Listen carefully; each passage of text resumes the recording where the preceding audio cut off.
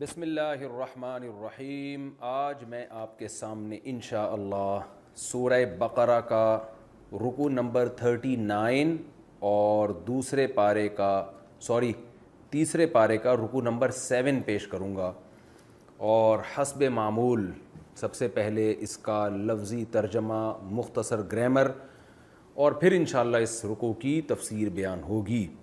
اور آپ کی دلچسپی کے لیے یہ بتاتا چلوں کہ یہ جو رکوع ہے اس میں قرآن مجید کی سب سے لمبی آیت بیان کی گئی ہے، یعنی سب سے قرآن کی لمبی ترین آیت یہ سورہ بقرہ کے اس رکوع میں موجود ہے جو یہاں سے شروع ہو رہی ہے۔ اعوذ باللہ من الشیطان الرجیم، بسم اللہ الرحمن الرحیم۔ یا ایہا الذین آمنوا، اے لوگو جو ایمان لائے ہو، اذا تداینتم، جب تم کوئی دین کا معاملہ کرو، بدین کسی دین کے معاملے کے ساتھ، تداینتم تزاربتم کی طرح ہے، تزاربا یا تزاربو تزاربن باب تفاعل ہے۔ دین کہتے ہیں قرض کا لین دین، قرض سے مراد یہ کہ ادھار، قرض تو نہیں کہیں گے ہم، ادھار کا جب کوئی تم لین دین کرو، ادھار سے مراد یہ ہے کہ جیسے قرض تو کہتے ہیں آپ نے 1,00,000 روپے کسی کو دیے، 1 مہینے بعد واپس کرنا ہے، اور دین کہتے ہیں آپ نے کوئی چیز 1,00,000 میں بیچی اور پیمنٹ یہ طے ہوئی ہے کہ 1 مہینے کے بعد وہ 1,00,000 روپے دے گا، تو کسی چیز کے عوض میں جو قرضہ آتا ہے اس کو عربی میں دین کہا جاتا ہے، یہ لفظ یاد کر لیں۔ جب کوئی تم دین کا معاملہ کرو، الی اجل مسمن، ایک خاص اجل تک، اجل کہتے ہیں وقت متعین تک، وقت تک، مسمن، سمیا یسمیو تسمیتن، اس کا اصل معنی ہوتا ہے نام دینا، اسم سے نکلا ہے، کہتے ہیں آپ کا اسم شریف، آپ کا نام کیا ہے، سما یسمی، آپ نے دیکھا ہوگا نا لکھا ہوتا مسمہ، لیکن اس کو لوگ مسمی پڑھ رہے ہوتے ہیں، مسمی، یہ اصل میں مسمی نہیں ہے، یہ اصل میں ہے مسمہ، اصل میں تھا مسمیو، مسمیون تھا اصل میں، مسبحن کی طرح، سبح یسبح تسبیحا، تو مسبح تسبیح پڑھنے والا، مسبح جس کی تسبیح پڑھی جائے، تو مسمیون تھا اصل میں، مسمیون پڑھا جاتا ہے مسمہ عربی میں، تو جس کو نام دیا جائے تو اس کو مسمہ کہا جاتا ہے، جس کو کوئی نام دیا جائے، تو کہتے ہیں نا اسم با مسمہ ہیں یہ، یعنی ان کو جو نام دیا گیا ہے ویسے ہی ہیں یہ۔ تو الا اجلن، کسی اجل تک جب کوئی دین کا معاملہ کرو، مسمہ جس کو کوئی نام دیا جائے، یعنی اس کو مینشن کر دیا جائے، ہم اس کو اجل مسمہ کا ایک خاص ترجمہ ہوتا ہے کہ وقت متعین، بس یہ آپ یاد کر لیں، وقت متعین کو عربی میں اجل مسمہ کہتے ہیں۔ اے ایمان والو، جب کوئی تم دین کا معاملہ کرو، الی اجل مسمى، وقت متعین تک، فاکتبوہ، اصل میں تھا اکتبوہ، انصرو کی طرح، الف سائلنٹ ہو گیا تو فاکتبوہ، تو لکھ لیا کرو اس معاملے کو۔ ولیکتب، واو کا معنی اور، اصل میں تھا لی یکتب، میں نے بتایا تھا نا لی شروع میں لگتا ہے تو شڈ کا معنی دیتا ہے، تو ولی یکتب تھا اصل میں، اور چاہیے کہ لکھ لیا کرے، بینکم، تمہارے درمیان، کاتبن، کوئی لکھنے والا، یعنی چاہیے کہ تمہارے درمیان اس معاملے کو کوئی کاتب لکھ لیا کرے، بالعدل، انصاف کے ساتھ۔ ولا یأبا کاتبن، ابا یأبا، اصل میں تھا ابا یا یأبیو، فتح یفتح کی طرح، اس کا معنی ہوتا ہے انکار کرنا، تو اصل میں تھا یأبیو، یا آخر میں غائب ہو گئی، ولا یأبا، اور نہ انکار کرے، کاتبن، لکھنے والا، کاتب تو لکھنے والے کو کہتے ہیں، جو کاتب ہے وہ انکار نہ کرے، ان یکتبا، اس بات سے کہ وہ لکھے، یعنی اصل میں تھا من ان یکتبا، اس بات سے کہ وہ لکھے، یعنی لکھنے سے وہ انکار نہ کرے، کما علمہ اللہ، جیسے کہ اللہ نے اس کو سکھایا ہے، اللہ نے اس کو لکھنا سکھایا ہے تو بالکل اسی طرح لکھا کرے اور اس لکھنے سے انکار نہ کیا کرے۔ فلیکتب، پس چاہیے کہ لکھے وہ، یعنی اس کو تاکید کیے دوبارہ کہ وہ انکار نہ کرے، جب کوئی معاملہ آپ کے پاس لکھوانے کے لیے آیا کرے تو لکھ لیا کرے وہ۔ وَلْيُمْلِلْ، املل یملل، املالن کا معنی ہوتا ہے لکھوانا، کتب یکتبو کا معنی لکھنا، املل یملل کا معنی لکھوانا، وَلْيُمْلِلْ اصل میں تھا املل یملل، اکرم یکرمو کی طرح، تو وَلِيُمْلِلْ، اور چاہیے کہ لکھوائے، الذی، وہ، علیہ الحق، جس کے اوپر حق ہے، یعنی جس نے پیمنٹ کرنی ہے نا 1 مہینے کے بعد، اس کے اوپر حق ہے نا، تو اسے چاہیے کہ وہ لکھوائے۔ وَلْيَتَّقِ اللَّهَ، اور چاہیے کہ وہ ڈرے اللہ سے، اصل میں تھا لیتقی، تو ولیتقی، یوتقیو سے ہے یکتسبو کی طرح. تو ولی یتقی چاہیے کہ وہ ڈرے, ول یتقی پڑھا جاتا ہے اس کو, ول یتق اللہ, اور چاہیے کہ وہ ڈرے اللہ سے, ربہ جو اس کا رب ہے, ولا یبخس, بخیسا یبخسو کا معنی کمی کرنا, ولا یبخس اور کمی نہ کرے, منہو اس حق میں سے, شیئن ذرا بھی. یعنی جب وہ جس پر حق ہے نا, جس نے پیمنٹ کرنی ہے, اسے چاہیے کہ وہ لکھوائے کہ بھئی میں نے کاتب سے کہے کہ لکھو کہ میں نے فلاں کی ایک مہینے کے بعد اتنے لاکھ روپے اس کو دینے, اور لکھوانے میں اللہ سے ڈرے اور کمی نہ کر دے کہ 1 لاکھ کو 90,000 کر دے یا 50,000 کر دے. فَإِنْ كَانَ الَّذِي عَلَيْهِ الْحَقُّ, فا کا معنی تو, ان کا معنی اگر, کانا کا معنی ہے, الذی کا معنی وہ جو کہ, علیہ کا معنی اس پر, الحق کا معنی حق. پس اگر ہو وہ شخص جس کے اوپر حق ہے, جس نے پیمنٹ کرنی ہے, سفیہن بے وقوف ہو, سفاہت کہتے ہیں حماقت, بے وقوفی, یعنی سمجھدار آدمی نہیں ہے, او ضعیفن یا کمزور ہو. بعض لوگ تیز نہیں ہوتے, وہ لکھوا نہیں سکتے کوئی معاملہ, تو میں تفسیر میں انشاءاللہ ڈیٹیل بتاؤں گا, یعنی وہ سمجھدار آدمی نہیں ہے, اس کو نہیں پتہ کیسے لکھوانا ہے. او ضعیفن یا کمزور ہے, کمزور کا مطلب معذور ہے, بول ہی نہیں سکتا, یا اور کوئی معذوری ہے, بوڑھا ہے بہت زیادہ ہے, کمزوری کی وجہ سے بول نہیں سکتا یا لکھوا نہیں سکتا.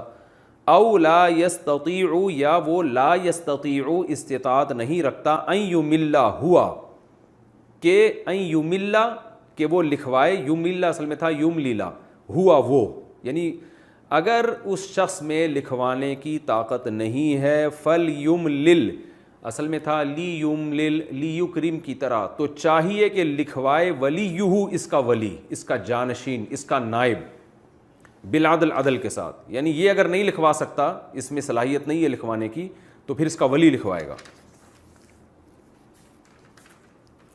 وَاسْتَشْهِدُوا, اصل میں تھا استشہدو, یہ باب آتا ہے استشہاد, استفعال, اس کا معنی ہوتا ہے گواہ طلب کرنا. ایک ہوتا ہے شہید یشہد شہادتاً, سمع یسمع, اس کا معنی ہے گواہی دینا.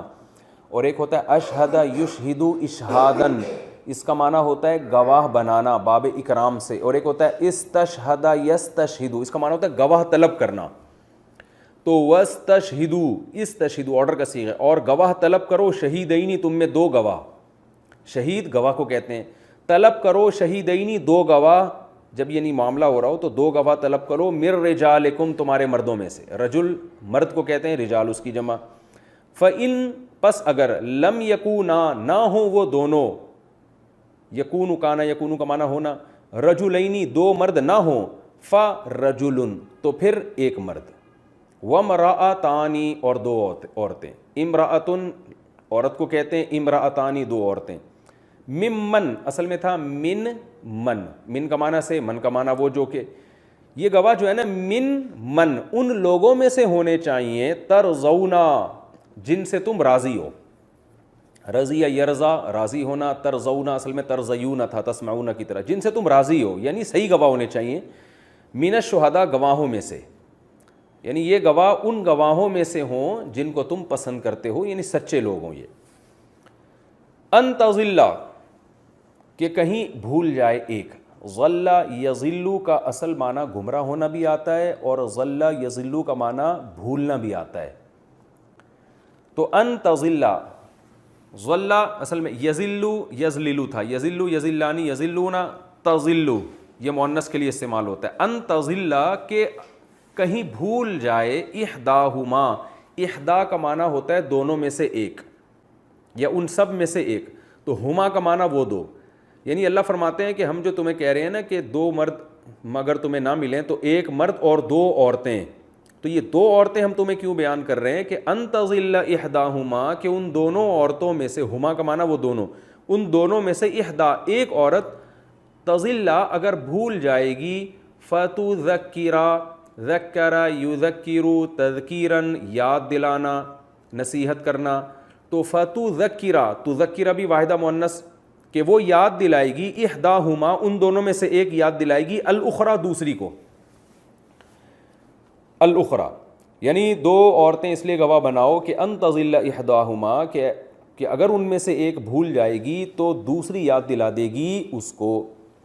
ولا یأب الشہداء، اور نہ انکار کریں شہداء یعنی گواہ، اذا ما جب بھی، ما کا معنی جب بھی، اذا ما دعو، دعو اصل میں تھا دعیو، ضریبو کی طرح، بلائے یعنی پیسو وائس ہے، دعا و یدعو، دعا یدعو اس کو پڑھا جاتا ہے، بلانا، دعو جب بلائے جائیں وہ پیسو وائس ہو جائے گا۔ ولا یأب الشہداء اذا ما دعو، اور گواہ انکار نہ کریں جب ان کو بلایا جائے، یعنی گواہی دینے کے لیے بلایا جائے تو انکار نہ کریں وہ۔ ولا تسأموا، سئم یسأم، سمع یسمع، اس کا معنی ہوتا ہے سستی کا شکار ہو جانا۔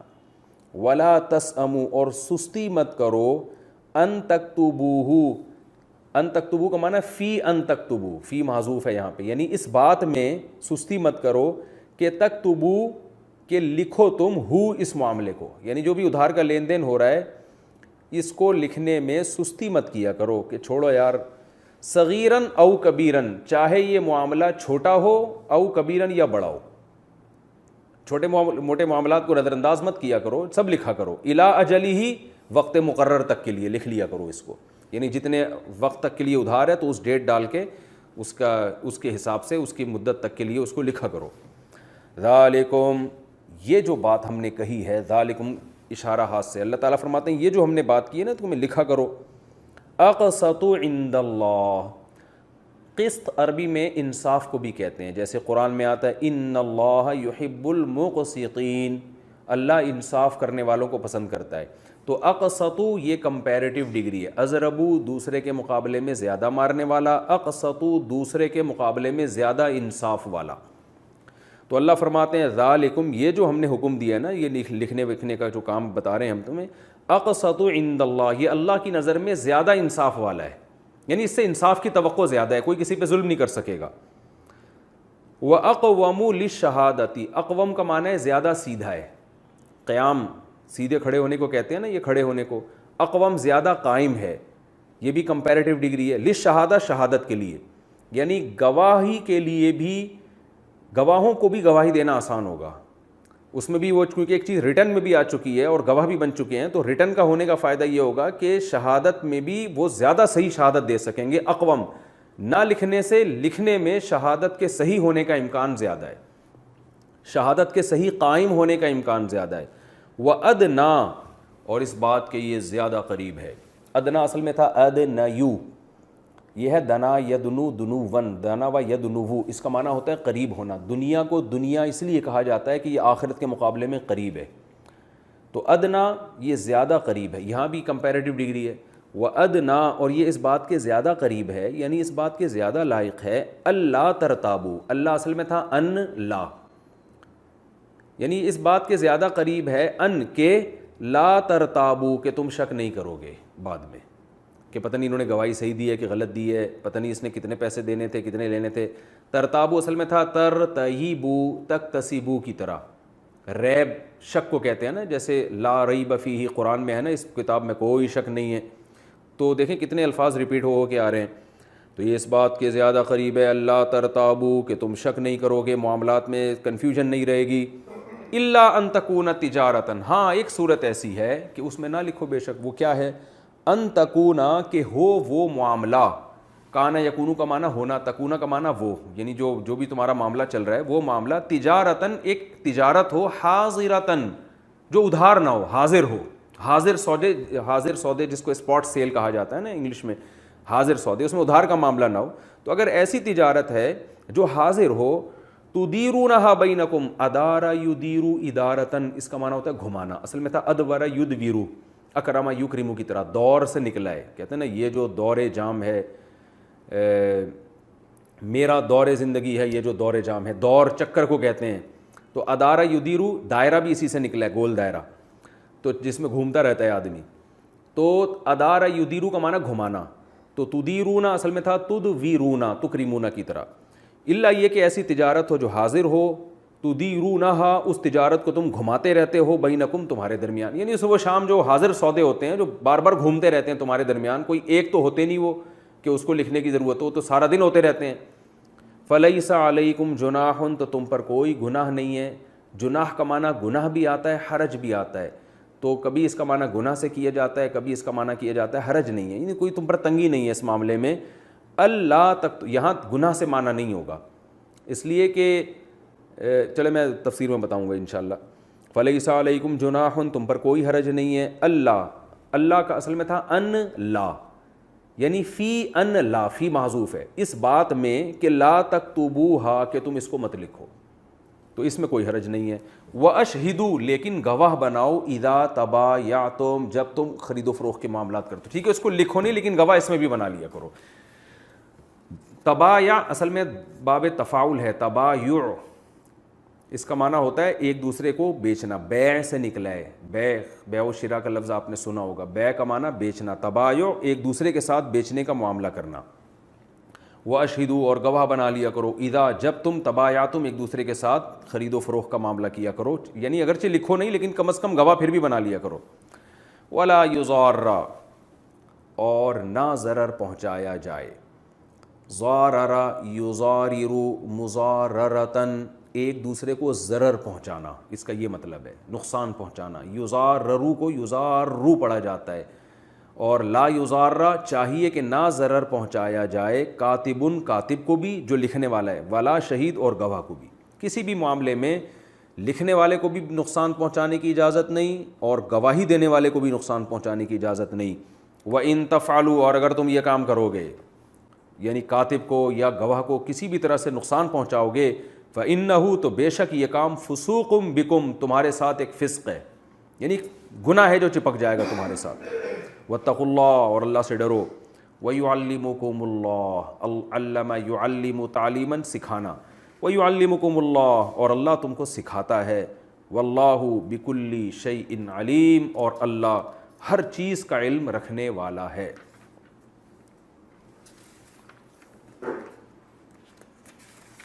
وَإِن كُنتُمْ, اور اگر ہو تم, عَلَى سَفَرٍ, سفر میں.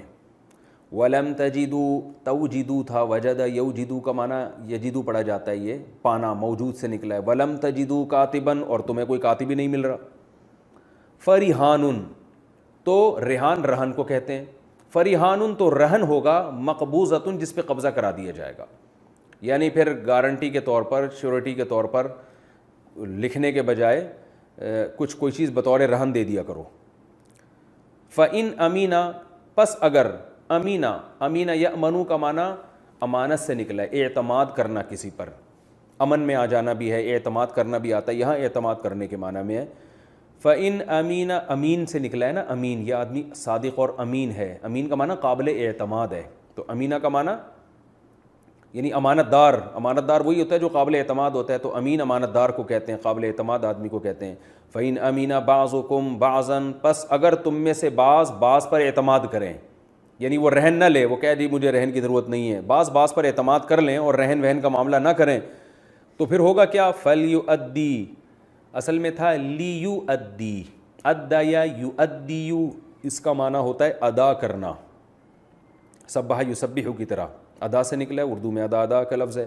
فَلْيُؤَدِّی, تو یہ تھا لیُؤَدِّی, چاہیے کہ ادا کرے, الذی, وہ شخص, اؤتمنا, ائتمن یأتمن ائتمانا, اکتسب یکتسب اکتسابا, اس کا معنی ہوتا ہے اعتماد کرنا.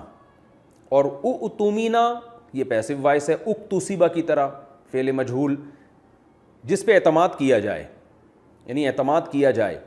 فَلْيُؤَدِّ الَّذِي اؤْتُمِنَ, پس چاہیے کہ ادا کر دے, الذی, وہ شخص, اؤْتُمِنَ, جس پر اعتماد کیا جائے, امانتہ, اپنی امانت کو ادا کر دے. یعنی اگر تم میں سے کوئی دوسرے پر اعتماد کر کے اسے رہن وہن نہیں لے رہا, تو اب اللہ حکم دے رہے ہیں کہ جس پر اعتماد کیا گیا ہے اسے چاہیے کہ وہ اس اعتماد کا ناجائز فائدہ نہ اٹھائے, بلکہ اپنی امانت کو, جو بھی اس کے پاس امانت ہے, یعنی جو رقم پے کرنی ہے اس نے, کچھ بھی دینا ہے اس کو, تو فلیؤدی, وہ اس کو چاہیے کہ وہ دے دے, اس اعتماد کو ٹھیس نہ پہنچائے. وَلْيَتَّقِ اللَّهَ رَبَّهُ, اور اسے چاہیے کہ اللہ سے ڈرے جو اس کا رب ہے. وَلَا تَكْتُمُوا الشَّهَادَةَ, کَتَمَ یکتموا, کتماناً کا معنی چھپانا, اور شہادت کو چھپایا مت کرو. وَمَن یکتمھا, اور جو بھی, کتم یکتموا یعنی جو بھی اس شہادت کو چھپائے گا, فَإِنَّهُ آثِمٌ قَلْبُهُ, تو ہو ضمیر کا مطلب بعض دفعہ یہ ہوتا ہے, بات یہ ہے کہ اس کو ضمیر شان کہتے ہیں. فَإِنَّهُ, تو بے شک بات یہ ہے کہ آثم قلبہ، اس کا دل گناہ گار ہے. آثم گناہ گار کو کہتے ہیں، اسم سے نکلا ہے، ضاربن کی طرح، ضاربن مارنے والا، آثم گناہ کرنے والا. تو ایسے شخص کا دل گناہ گار ہے.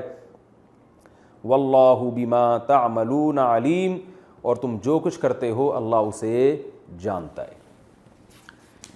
یہ سورہ بقرہ کا میں نے آپ کے سامنے رکوع نمبر 39 رکوع نمبر 39 اور تیسرے پارے کا رکوع نمبر 7 تھا، جو میں نے آپ کے سامنے لفظی ترجمہ اور مختصر گرامر بیان کی. اب ہم انشاءاللہ اس رکوع کی تفسیر کی طرف چلتے ہیں.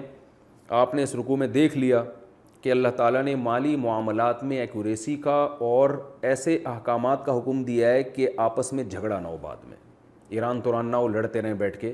تو معاملات کو کلیئر کرنے کا حکم دیا گیا ہے. اور اس کی مناسبت یہ ہے کہ آپ نے دیکھا سورہ بقرہ کے کئی رکوع مسلسل صدقات و خیرات کی ترغیب پہ چل رہے ہیں کہ صدقے دیا کرو، خیرات کیا کرو. اور صدقے کا اپوزٹ ہوتا ہے سود لینے سے منع کیا گیا. تو اب یہاں پر مالی معاملات میں، یعنی اگر آپ کے مالی معاملات میں ایکوریسی نہیں ہے، اس میں جو ہے نا وہ مالی معاملات آپ کے کلیئر نہیں ہوتے، تو یہ بھی ایک دوسرے کا مال لوٹ کھسوٹ کا یہ چیز بھی ذریعہ بنتی ہے. سود کہتے ہیں ایگریمنٹ کر کے حرام طریقے سے مال کمانا. اور اگر آپ معاملات میں صاف نہیں ہیں تو بعض دفعہ دوسرے کا حق آپ کھا جاتے ہیں، بھولے سے کھا جاتے ہیں، آپ کو پتہ ہی نہیں ہوتا اس کی پیمنٹ میں نے کتنی کرنی تھی، آپ بھول جاتے ہیں بعد میں. تو یہ چیز بھی ایک دوسرے کا حق کھانے کا ذریعہ بنتی ہے. یعنی آپ نے کسی سے ادھار معاملہ کیا اور آپ نے اس کو 1,00,000 روپے دینے، بعد میں آپ بھول گئے. اب وہ کہہ رہے بھائی دینے ہیں، آپ کہہ رہے ہیں میں نے تو 50,000 دینے یا میں نے دینے ہی نہیں ہے.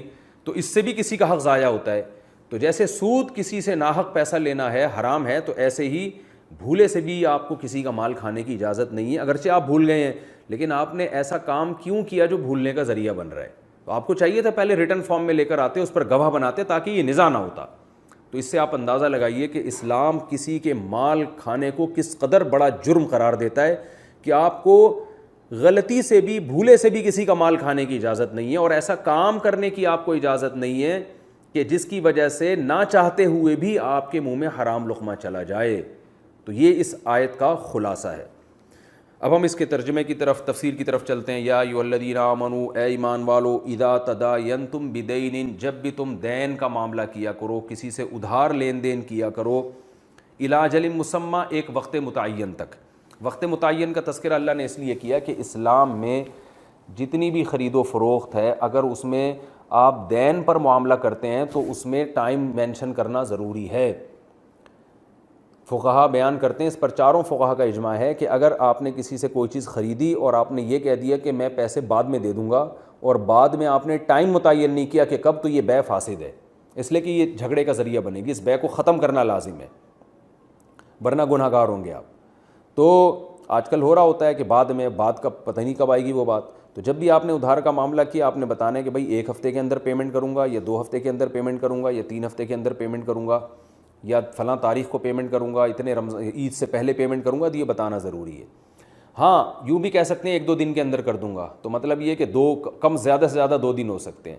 تو کوئی بھی ایسا طریقہ جس سے بعد میں لڑائی نہ ہو. وہ کہے بھائی پیسے دو، آپ کہیں میں نے تو کہا تھا بعد میں دوں گا، تو بعد کا لفظ مبہم ہے، تو اس طرح سے بیع و شراء فاسد ہو جاتی ہے، اس میں انسان کو گناہ ہوتا ہے، اور ایسی بیع کا ختم کرنا لازم ہوتا ہے. یا ایھا الذین آمنوا اذا تداینتم بدین الی اجل مسمی، جب بھی وقت متعین تک کے لیے کوئی ادھار معاملہ کیا کرو. اچھا، ادھار اسلام میں 2 طرح سے ہوتا ہے. ایک تو ادھار یہ ہوتا ہے کہ پیمنٹ بعد میں کرنی ہے، ایک یہ ہوتا ہے کہ پیمنٹ پہلے کر دی ہے، جو چیز ہے وہ بعد میں ملے گی آپ کو، جس کو مبی کہا جاتا ہے. تو جو چیز آپ کو بعد میں ملے گی، تو وہ مبی جو ہے نا، اس میں ادھار جائز نہیں ہے، الا یہ کہ چند شرطوں کے ساتھ. عام حالات میں مبی میں ادھار جائز نہیں ہے، حرام ہے. مثال کے طور پر میں نے آپ کو پیمنٹ کر دی، اور میں نے کیش پیمنٹ کر دی، اور میں نے کہا کہ یہ بائک میری ہو گئی، اور 1 مہینے بعد آپ یہ بائک مجھے دیں گے، تو یہ بائک ادھار ہے، یہ جائز نہیں ہے. ہاں، اس کے جائز ہونے کا ایک طریقہ یہ ہو سکتا ہے کہ میں بکنگ کرا رہا ہوں کہ یہ جو ہے نا، یہ 1,00,000 روپے میں دے رہا ہوں، اور مجھے اس ڈیزائن کی بائک 1 مہینے کے بعد مل جائے گی. تو وہ جو ہے نا، بکنگ کروانا ایک الگ مسئلہ ہے، اور خریدنا اور کہنا کہ قبضہ 1 مہینے کے بعد، یہ الگ مسئلہ ہے. اب اس کے احکام بہت لمبے چوڑے ہیں بیع و شراء کے، میں اگر اس میں جاؤں گا تو بہت ٹائم ہو جائے گا. تو آپ جب علماء سے رابطہ کریں گے تو کوئی بھی کام بے جو ناجائز ہوتی ہے نا اس میں تھوڑی سی چینجنگ کے ساتھ وہ جائز ہو جاتی ہے. تو اس میں گھبرانے کی ضرورت نہیں ہے کہ یار ہم تو صبح شام لوگ جاپان سے گاڑیاں منگوا رہے ہوتے ہیں کہ وہ ایڈوانس پیمنٹ کر دیتے ہیں, گاڑی 2 مہینے بعد ڈیلیور ہو رہی ہوتی ہے. تو اس میں وہ جائز اس لیے ہے کہ وہ خریدی نہیں جا رہی ہوتی بلکہ وہ بکنگ ہوتی ہے. بکنگ کا مطلب ہمارا حق ہے کہ گاڑی ہم نے ایڈوانس پیمنٹ اس لیے کی ہے کہ اب یہ گاڑی خریدنے کے ہم حقدار ہیں. خریدی نہیں ہے لیکن حقدار ہم ہو گئے ہیں, اب آپ نے ہمیں ہی دینی ہے. تو جس دن وہ دیں گے اس دن اصل میں بیع و شراء ہو رہی ہوتی ہے. تو اس لیے اس میں ٹینشن لینے کا نہیں ہے. باقی یہ کہ انشاءاللہ جب ہم تجارت پہ ورک شاپ کرواؤں گا میں انشاءاللہ قریب, تو اس میں بتاؤں گا کہ خرید و فروخت کے اسلام کے کیا احکام ہیں اور کن صورتوں میں ادھار جائز ہے, کن صورتوں میں جائز نہیں ہے, کن صورتوں میں قبضہ ضروری ہے. بہت موٹے موٹے شریعت کے بیسک احکام ہیں جو آج کل لوگوں کو پڑھائی نہیں جا رہے, نہ یونیورسٹیوں میں, نہ اسکولوں میں, اور نہ جو ہے وہ مسجدوں میں ان کی کوئی تعلیمات ہو رہی ہیں. تو بہت سے ناجائز طریقے ہمارے معاشرے میں خرید و فروخت کے چل رہے ہیں, وہ تفصیل ہم انشاءاللہ اس میں بتائیں گے. ابھی صرف اتنا ہے کہ جو چیز خریدی جا رہی ہے وہ ادھار ہو یا پیمنٹ دی جا رہی ہے وہ ادھار ہو, تو دونوں صورتوں میں فَاكْتُبُوهُ, اللہ تعالیٰ فرماتے ہیں کہ اس کو لکھ لیا کرو. یہ جو لکھنے کا حکم ہے نا یہ وجوبی نہیں ہے, یہ استحبابی حکم ہے تاکہ امت میں لڑائی اور جھگڑا نہ ہو. اس پر پوری امت کا یعنی تقریباً جمہور کا اس پر اجماع ہے کہ ادھار کے لین دین کو لکھنا لازم نہیں ہے. البتہ بہت اہم تاکید ہے قرآن کی, گناہ نہیں ہوگا آپ کو, لیکن اللہ نے ہمیں جھگڑے سے بچانے کے لیے اور غلطی سے ہم کسی کا حق نہ کھا جائیں اس سے بچانے کے لیے اللہ نے ہمیں حکم دیا ہے اکتبو, کہ اس کو لکھ لیا کرو. گویا کہ یہ ایک ایسا حکم ہے جس میں ہماری خیر خواہی ہے. تو یہ استحباب کے لیے ہے, ترغیب کے لیے ہے, لیکن قرآن کی ترغیب بھی کوئی معمولی چیز نہیں ہے. وَلْيَكْتُبْ بَيْنَكُمْ كَاتِبٌ بِالْعَدْلِ. اب ظاہر ہے پہلے زمانے میں سب لوگ لکھنا پڑھنا نہیں جانتے تھے, لکھنے کے کچھ ماہرین ہوا کرتے تھے, تو ہر آدمی لکھنا پڑھنا نہیں جانتا تھا. تو اس لیے ایسے موقع پہ کاتبین کی ضرورت ہوتی تھی. بھئی کوئی ہے لکھنے والا, تو اللہ نے فرمایا وَلْيَكْتُبْ بَيْنَكُمْ كَاتِبٌ, چاہیے کہ تمہارے درمیان جو کاتب ہے جس کو لکھنا آتا ہے وہ عدل کے ساتھ لکھے. اب دونوں تو ایکوریسی کے لیے, معاملے کو کلیئر کرنے کے لیے لین دین کو لکھ رہے ہیں تاکہ جھگڑا نہ ہو. کاتب بعض دفعہ درمیان میں پیسے لے کے ڈنڈی مار دیتا ہے اور وہ گڑبڑ کر دیتا ہے, وہاں سے کھانچے کھولے ہوئے ہوتے ہیں اس نے. تو اللہ نے فرمایا کہ چاہیے کہ تمہارے درمیان کاتب عدل و انصاف کے ساتھ لکھے, وہ بھی گڑبڑ نہ کرے. وَلَا يَأْبَ كَاتِبٌ أَن يَكْتُبَ كَمَا عَلَّمَهُ اللَّهُ فَلْيَكْتُبْ. یہ بھی امکان تھا کہ ظاہر ہے پہلے کاتب کی بڑی ویلیو ہوتی تھی, آج تو ہر آدمی لکھنا پڑھنا جانتا ہے. پہلے زمانے میں جو لکھنے جانتا تھا نا وہ بڑا فن ہوتا تھا, تو اس کے نخرے بھی ہو سکتے ہیں. تو اللہ اس کو بھی ترغیب دے رہے ہیں کہ کاتب انکار نہ کرے ان یکتبہ, اس بات سے کہ وہ لکھے, وہ نخرے نہ کرے اس بارے میں. کما علمہ اللہ, جیسے کہ اللہ نے اس کو سکھایا ہے. تو یہ کما میں یہ ایک طرح کی علت بیان کی جا رہی ہے کہ اللہ نے اس پر احسان کیا, اس کو ایک علم دیا ہے, لکھنا سکھایا ہے. تو اس احسان کا تقاضا یہ ہے فلیکتب, کہ وہ لکھے اس معاملے کو. اپنی جو اس کے اندر اللہ نے صلاحیت پیدا کی ہے, اس صلاحیت کے شکر کا تقاضا یہ ہے کہ لوگوں کو فائدہ پہنچائے, وہ اپنے علم سے انکار نہ کرے, نخرے نہ کرے اس بارے میں. وہ تو لکھے گا, لکھوائے گا کون اس کو؟ تو اللہ فرماتے ہیں وَلْيُمْلِلِ الَّذِي عَلَيْهِ الْحَقُّ, چاہیے کہ لکھوائے وہ شخص جس کے اوپر حق ہے. یعنی اس میں اصل جو لکھوانے کا کام کرے گا وہ جس نے پیمنٹ کرنی ہے. وجہ اس کی یہ ہے کہ جس نے پیسے لینے ہیں نا وہ اگر لکھوائے گا تو بعد میں نزاع ہو سکتا ہے کہ جس نے پیمنٹ دینی ہے وہ کہے گا بھائی تم نے لکھوایا تھا, پتہ نہیں کیا لکھوا دیا ہوگا, تم تو زیادہ ہی لکھواؤ گے, اپنی مرضی سے تم نے گڑبڑ کر دی ہوگی. تو آدمی جب اپنے اوپر خود لکھواتا ہے نا اپنے خلاف, تو اس کا قول اس کے خلاف حجت ہوتا ہے. یعنی بعد میں وہ جس نے ادھار لینا ہے نا اس سے, وہ کہہ سکے گا بھائی یہ تو تمہارے اوپر حق ہے اور تم نے خود اپنی زبان سے یہ لکھوایا ہے, یہ تمہاری, لوگ دکھا رہے ہوتے ہیں نا تمہارا لکھا ہوا ہے, یہ تمہارے بندے نے لکھا ہے, یہ لوگ دکھا رہے ہوتے ہیں نا یہ تمہارے الفاظ ہیں, دیکھ لو, تم نے مجھے اتنے پیسے دینے, یہ ورڈنگ بھی تمہاری ہے.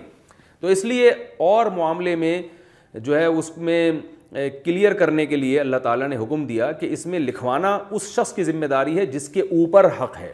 آپ نے اگر بیوی کا مہر دینا ہے تو آپ لکھوائیں گے اسٹیمپ پیپر پہ کہ میرے ذمے میری بیوی کا اتنا مہر ہے, تاکہ بیگم بتا سکے یہ آپ کا لکھا ہوا آپ کے سامنے ہے, آپ کا لکھوایا ہوا, آپ کی ورڈنگ ہے یہ.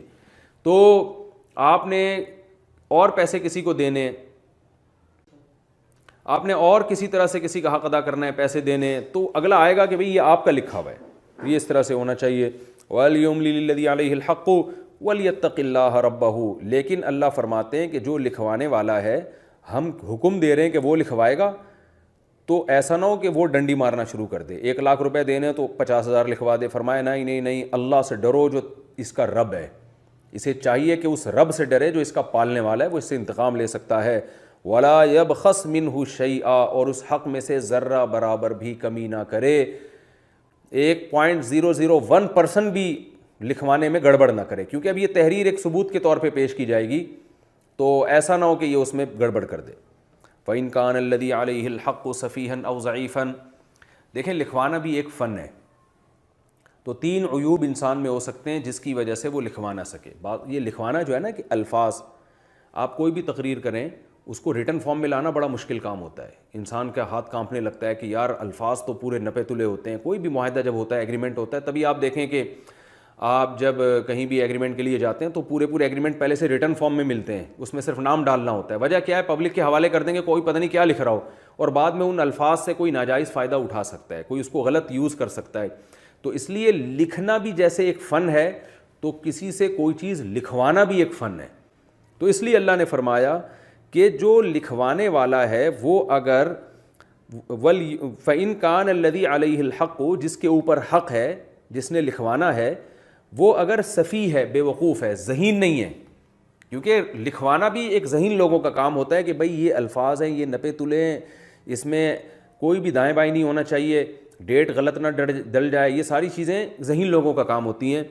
کہ اللہ فرماتے ہیں کہ وہ اگر بے وقوف ہے بیچارہ، بے وقوف سے مراد وہ مینٹلی تھوڑا سا ڈسٹرب ہے، یعنی زیادہ سمجھدار نہیں ہے، ڈر یہ ہے کہ یہ کچھ کا کچھ نہ لکھوا دے، کوئی ایسا نہ ہو کہ وہ ایسی چیز لکھوا دے جس سے سامنے والی پارٹی پھر ناجائز فائدہ اٹھائے۔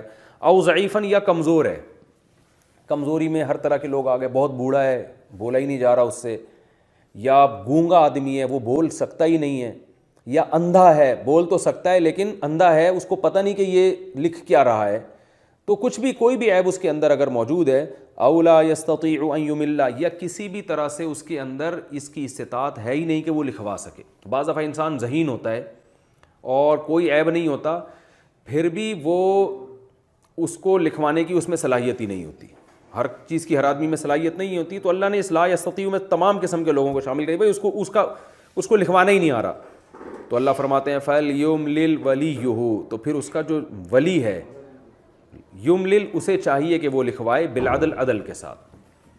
ولی کسی بھی کا جو لفظی ترجمہ ہے وہ دوست کو کہا جاتا ہے، یعنی کوئی بھی اس کا خیر خواہ ہو، تو یہ ولی کا لفظ تو کامن ہے کہ وہ نہیں تو اس کا کوئی بھی جو جانشین ہو یا کوئی بھی اس کا نائب ہو، لیکن فقہا نے جو قرآن و سنت کی دوسری احادیث اور دوسری جو آیتیں ہیں ان کو دیکھ کر جو ولی کا مفہوم بیان کیا ہے وہ یہ بیان کیا ہے، جو یعنی کہ کون لکھوائے گا اگر یہ ایک آدمی ضعیف ہے، تو جو بیٹا یا بیٹی ہے نا اس کا ولی باپ ہے، یعنی اگر ایک آدمی میں لکھوانے کی صلاحیت نہیں ہے، بچے میں، نابالغ بچہ بھی اس میں داخل ہے کہ جس میں صلاحیت ہی نہیں ہوتی، مجنون اور پاگل بھی اس میں داخل ہے کہ پاگل کی طرف سے خرید و فروخت کا معاملہ ہو رہا، پاگل تو نہیں لکھوائے گا، تو پاگل، مجنون، دیوانے یا جن میں صلاحیت ہی نہ ہو لکھوانے کی، تمام لوگ اس میں آ گئے، تو ایسے موقع پہ ان کا ولی ان کا باپ ہوتا ہے، بیٹے کا یا بیٹی کا ولی اس کا باپ ہے، باپ نہیں ہے تو دادا ہے، اور باپ اور دادا کی غیر موجودگی میں باپ اور دادا نے کسی کو نامزد کیا ہو وہ ہے، اس میں بھائی نہیں ہے۔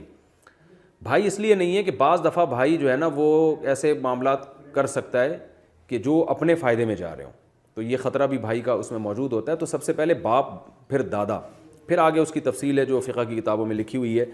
تو بھائی بعض صورتوں میں ولی بن سکتا ہے کہ اس کا کوئی مفاد نہ ہو اس میں، تو فَإِنْ كَانَ الَّذِي عَلَيْهِ حَقٌّ فَلْيُمْلِلْ وَلِيُّهُ بِالْعَدْلِ، تو باپ یا دادا، باپ دادا نہ ہو تو باپ اور دادا نے کسی کو نامزد کیا ہو۔ صحابہ کے دور میں ایسا بہت ہوا کرتا تھا کہ یتیم کے لیے نا اپنی زندگی میں نامزد کرتے تھے کہ میرے مرنے کے بعد میرے بچے کے معاملات کو فلاں شخص دیکھے گا، تو جس پر باپ کو اعتماد ہوتا ہے پھر اس کو وصی کہتے ہیں، وصی کا معنی جس کے لیے باپ نے وصیت کی ہو۔ تو اللہ فرماتے ہیں جو بھی ولی ہوگا، اور اگر باپ بیچارہ بوڑھا ہے تو پھر اس کا بیٹا اس کا ولی ہے، تو یہ پوری تفصیل آپ کو ملے گی۔ فَلْيُمْلِلْ وَلِيُّهُ بِالْعَدْلِ، تو اللہ فرماتے ہیں اس کا ولی لکھوائے گا عدل و انصاف کے ساتھ، اس کو بھی حکم دیا جا رہا ہے تم بھی گڑبڑ نہیں کر دینا، ایسا نہ ہو کہ یہ سوچ کے کہ میرا بیٹا ہے تو پوچھنے والا تو کوئی ہے ہی نہیں، تو تعلقات کی بیس پہ ایسا معاملہ لکھوا دیا جس میں اس کا نقصان ہو۔ تو اللہ نے فرمایا کہ تمہارا بیٹا ہے یا تمہاری اولاد ہے پھر بھی تم نے اس کے فائدہ دیکھنا ہے, عدل کے ساتھ لکھوانا ہے. اپنی دوستی یاری کی وجہ سے تمہیں اپنے اولاد کو بھی نقصان پہنچانے کی اجازت نہیں ہے. وَاسْتَشْهِدُوا شَهِيدَيْنِ مِن رِجَالِكُمْ, یہ تو لکھنے کے احکامات اللہ نے بیان کیے کہ ادھار کا معاملہ لکھنا ہے, کاتب آئے گا لکھے گا, کاتب انکار نہیں کرے گا, کاتب غلط نہیں لکھے گا. لکھوائے گا کون؟ جس کے اوپر حق ہے اور وہ بھی گڑبڑ نہیں کرے گا, کمی نہیں کرے گا اس میں, وہ لکھوانے کی صلاحیت نہیں ہے تو اس کا ولی لکھوائے گا, اور ولی بھی عدل کے ساتھ لکھوائے گا. یہ ریٹن فارم میں جب معاہدہ آ گیا تو اللہ فرماتے ہیں اتنا بھی کافی نہیں ہے, بلکہ وَاسْتَشْهِدُوا شَهِيدَيْنِ مِن رِجَالِكُمْ, اس تحریر پر 2 مردوں کو گواہ بھی بناؤ, کیونکہ تحریر جعلی بھی ہو سکتی ہے, اسٹیمپ جعلی بھی بن سکتی ہے, سگنیچر جعلی بھی ہو سکتے ہیں. تو 2 گواہ بھی ہونے چاہیے تمہارے مردوں میں سے جو اس پر گواہ بنیں گے کہ یہ تحریر لکھی گئی ہے اور واقعی فلاں شخص نے فلاں شخص کے اتنی تاریخ کے اندر اتنے پیسے دینے ہیں. فَإِن لَمْ يَكُونَا رَجُلَيْنِ, بس اگر تمہیں 2 مرد نہ ملیں کہیں بھی, فَرَجُلٌ, تو پھر 1 مرد, وَامْرَأَتَانِ, اور 2 عورتیں ہونی چاہیے, ممن ترضون من الشہداء, یہ ان شہداء میں سے ہونی چاہیے جن سے تم راضی بھی ہو. ایسا نہیں کہ کوئی بھی چرسی بھنگی اٹھا کے لے آؤ گواہ بنانے کے لیے, تو جن سے تم خوش ہو. تو خوش کون ہوتے ہیں؟ جن سے جو دیندار ہوتے ہیں, عادل ہوتے ہیں, فاسق فاجر نہیں ہوتے. اور علماء نے کہا ہے کہ اگر بالفرض وہ فاسق فاجر اس زمانے کے لحاظ سے جو فتویٰ دیا ہے, کیونکہ عادل گواہوں کو اس زمانے میں تلاش کرنا ناممکن ہے, کیونکہ یعنی عادل سے میری مراد یہ ہے کہ نیک گواہ, تو نیک تو مارکیٹ میں شارٹ ہیں. تو علماء نے لکھا ہے کہ اتنے بھی ہوں کہ عوام میں ان کو بارے میں یہ پتا ہو کہ یہ جھوٹ نہیں بولتے, تو وہ بھی اس آیت کے مفہوم میں داخل ہیں, یعنی پبلک جانتی ہو کہ بھئی یہ اچھے لوگ ہیں, تو ایسے لوگوں کو گواہ بناؤ. اب خواتین پریشان ہوں گی کہ بھئی یہ 2 مردوں کو اللہ نے تو گواہ بنا دیا, اور اگر 2 مرد نہیں ہیں تو 1 مرد اور 2 عورتیں, تو عورتوں میں 2 کی اللہ نے قید کیوں لگا دی؟ تو اللہ فرماتے ہیں کہ ان تضل احداہما, ایسا نہ ہو کہ یہ ممکن ہے کہ ان دونوں عورتوں میں سے ایک بھول جائے, فتذکر احداہما الاخری, تو پھر ہوگا یہ کہ ایک دوسری کو یاد دلا دے گی, یعنی 2 عورتیں مل کے 1 مرد کا کام کریں گی. تو اس سے صاف پتہ چلتا ہے کہ اللہ کی نظر میں عورت میں بھولنے کا چانس مردوں کی نسبت زیادہ ہے. تو 2 عورتیں دماغی لحاظ سے 1 مرد کے برابر ہیں. یہ قرآن کی اس آیت سے بہرحال واضح طور پہ پتہ چلتا ہے. اب جو لبرل لوگ ہیں وہ اس آیت پہ بہت اعتراض کرتے ہیں, قرآن میں مرد اور عورت کا اللہ نے فرق کیوں رکھا. تو میں پھر جب علمی نقطے بیان کروں گا اس میں انشاءاللہ اس کی ڈیٹیل بیان کروں گا کہ یہ فرق مشاہدے پر مبنی فرق ہے, اور یہ گراؤنڈ ریئلٹی ہے. اس سے قرآن کا سچا ہونا ثابت ہوتا ہے, اور اس سے یہ نہیں ثابت ہوتا کہ قرآن عورت کی ذات کو گھٹا رہا ہے, بلکہ گراؤنڈ ریئلٹی پر مبنی ایک حقیقت قرآن بیان کر رہا ہے. تو اللہ نے فرمایا کہ 2 عورتوں کی شرط ہم نے اس لیے لگائی ہے کہ اس بات کا امکان ہے کہ ایک بھول جائے گی تو دوسری اس کو یاد دلا دے گی, تو 2 مل کے صحیح بات کر سکیں گی. وَلَا يَأْبَ الشُّهَدَاءُ إِذَا مَا دُعُوا, اب جیسے اللہ نے فرمایا تھا کہ کاتب انکار نہ کرے لکھنے سے, اب معاملہ آ گیا گواہوں کا. گواہ بھی ہو سکتا ہے وہ نخرے دکھائیں کہ ہم نہیں آ رہے بھائی, ہم تمہارے معاملات میں کیوں گواہ بنے. تو اللہ نے فرمایا شہداء, یعنی گواہوں کو بھی چاہیے کہ جب ان کو بلایا جائے گواہ بننے کے لیے, لا یأبا, تو وہ بھی انکار مت کریں. ولا تسأموا, اور سستی مت کرو, ان تکتبوہ, کہ تم اس معاملے کو لکھو, صغیراً او کبیراً, چاہے یہ معاملہ چھوٹا ہو یا بڑا ہو, الی اجلہ, وقت متعین تک کے معاملے کو, یعنی اس کو اس کی اجل تک کے لیے لکھ لیا کرو. یعنی ادھار کا معاملہ چاہے زیادہ پیسوں کا ہو یا کم پیسوں کا ہو, اس کو لکھنے میں سستی مت کیا کرو. یہ بھی تاکید ہے, یہ کوئی فرض نہیں ہے کہ اگر نہیں لکھا تو گناہگار نہیں ہوں گے ہم. گناہ تو جب ہوگا جب ہم کسی کا حق کسی بھی طرح سے دبائیں گے, تو یہ اس گناہ سے بچنے کے احکامات دیے جا رہے ہیں. لیکن بہرحال مستحب ہونے کے باوجود, کیونکہ قرآن میں اللہ نصیحت کر رہا ہے اور اللہ آرڈر دے رہا ہے, تو اس سے اس آرڈر کی ویلیو بڑھتی بہت ہے کہ یہ معمولی مستحب نہیں ہے, بہت تاکید ہے اس کی. اس لیے اللہ فرماتے ہیں کہ ادھار کا لین دین کم ہو یا زیادہ ہو, اس کو تم لکھنے میں سستی کا شکار مت ہوا کرو. آدمی کہتا ہے یار چھوڑو, میرے تو صبح شام اتنے ادھار چلتے ہیں, میں کس کس کے بیٹھ کے معاملہ لکھتا رہوں. فرمایا ایسا مت کیا کرو. کیوں؟ اے اللہ تو اتنی تاکید کیوں کر رہا ہے ایسا کرنے کی؟ فرمایا ذالکم اقسط عند اللہ, اللہ کی نظر میں یہ بات انصاف کے زیادہ قریب ہے, یعنی اس سے معاشرے میں انصاف ہوگا, کوئی کسی کا حق نہیں دبا سکے گا, اور نہیں لکھو گے تو ظلم کا اندیشہ ہے. وَأَقْوَمُ لِلشَّهَادَةِ, اور اس میں گواہی کے سیدھے ہونے کا امکان بھی زیادہ ہے, ورنہ بعد میں گواہ بھی 2 نمبری کر سکتے ہیں, تو ان کو بھی ڈر ہوگا بھائی لکھا ہوا بھی ہے, اور گواہ بھول بھی سکتے ہیں, تو تحریر دیکھ کر ان کو بھی یاد آ جائے گا, اور گواہی اقوام ہو جائے گی, یعنی زیادہ پاورفل گواہی ہو جائے گی ان کی. وَأَدْنَىٰ أَلَّا تَرْتَابُوا, اور اس بات کے زیادہ قریب ہے کہ تم شک و شبے اور وسوسوں کا شکار نہیں ہوگے. کیونکہ اگر نہیں لکھو گے تو بعض آدمی بیٹھا رہتا ہے کہ یار شاید اس نے ڈنڈی ماری ہے، حالانکہ اس نے ڈنڈی نہیں ماری ہوتی، یا آپ کو ڈر ہوتا ہے یار یہ مجھ سے زیادہ پیسے لے گیا ہے. تو خام خواہ میں نفرتیں پھیلیں گی، وسوسے آئیں گے، جو ہے نا شک و شبہات پیدا ہوں گے، دشمنیاں پیدا ہوں گی. تو لکھنا اور لکھے ہوئے پر گواہ بنانا اس بات کے زیادہ قریب ہے کہ تمہارے اندر شکوک و شبہات پیدا نہیں ہوں گے، ایک دوسرے سے دل تمہارے صاف رہیں گے. ہاں الا ان تکون تجارتاً حاضرتاً، اگر کوئی ایسی تجارت ہے جو حاضر سودا ہے، اسپاٹ سیل ہے، تدیرونہا بینکم، جو صبح و شام تم گھماتے رہتے ہو، فلیس علیکم جناح، تو تم پر کوئی حرج نہیں ہے کہ تم اس کو مت لکھو. تو وہ صبح و شام کی تجارتیں ہوتی ہیں، وہ کیونکہ اس میں لکھنے میں پھر ٹائم زیادہ لگے گا، اتنی دیر میں 10 کسٹمر نمٹ جاتے ہیں. بسم اللہ الرحمن الرحیم، نحمدہ ونصلی علی رسولہ الکریم. تفسیر کے آج کے لیکچر میں سورہ بقرہ کا رکوع نمبر 39 یعنی 39 اور تیسرے پارے کا رکوع نمبر 7 یعنی 7. اس رکوع کا لفظی ترجمہ بھی ہو چکا ہے، مختصر گرامر بھی ہو چکی ہے، اور اس رکوع کی کافی حد تک تفسیر بھی ہو چکی ہے. تو جہاں سے تفسیر باقی تھی انشاءاللہ وہاں سے میں شروع کرتا ہوں. یہ جو آیت کا یہ والا حصہ ہے کہ ذالکم اقسط عند اللہ واقوم للشہادۃ وادنی الا ترتابوا، یہاں سے آیت کی تفسیر ہماری چل رہی تھی، تو میں اسی تفسیر کو یہیں سے کنٹینیو کرتا ہوں. تو اللہ نے فرمایا کہ ان معاملات کو لکھا بھی کرو اور گواہ بھی بنایا کرو. تو اس کا فائدہ کیا ہوگا؟ یہ کام اللہ کے نظر میں زیادہ انصاف کے زیادہ قریب ہے، اس سے ایک دوسرے پہ ظلم نہیں کر سکو گے. اقوم للشہادۃ، شہادت اس سے زیادہ سیدھی رہے گی، یعنی گواہ بھی ٹیڑھی میڑھی باتیں نہیں کریں گے، ان کو بھی ڈر ہوگا کہ بھائی ریٹن میں بھی ہے تو، اور ان کو یاد بھی رہے گا، نہ بھولے سے غلطی کریں گے نہ جان کر غلطی کریں گے. وَأَدْنَىٰ أَلَّا تَرْتَابُوا، اور اس بات کے زیادہ قریب ہے کہ تم شبہ بھی نہیں کرو گے، ایک دوسرے کے بارے میں وسوسوں میں مبتلا نہیں ہوگے. إِلَّا أَن تَكُونَ تِجَارَةً، ہاں اگر کوئی ایسی تجارت ہے حاضرةً جو حاضر ہے، حاضر کا مطلب دین والا معاملہ نہیں ہے، تدیرونہا بینکم، جس کو تم آپس میں صبح شام گھماتے رہتے ہو. صبح شام جیسے اب کسٹمر کی لائن لگی ہوئی ہے، 1 کلو دودھ دے دو، 2 کلو دودھ دے دو. اب یہ تھوڑی کہ ہر آدمی بیٹھ کے لکھ رہا ہوگا اس کو میں نے 1 کلو دودھ دیا اور 50 روپے اس سے میں نے لے لیے ہیں، ریٹرن میں لائے اور 2 گواہ لائے، تو پھر تو ظاہر ہے سارا دن میں 4-5 آدمیوں کو ہی دودھ بیچ سکے گا، اور وہ گواہ بھی پھر بھاری تنخواہیں لینا شروع کر دیں گے اس سے. تو اللہ نے فرمایا اگر کوئی اس طرح کی تجارت ہے فلیس علیکم جناح، تو پھر تم پر کوئی حرج نہیں ہے، اللہ تکتبوہا، کہ تم اس کو مت لکھا کرو. وَأَشْهِدُوا إِذَا تَبَايَعْتُمْ، لیکن جب بھی تم خرید و فروخت کا معاملہ کرو تو گواہ بنا لیا کرو.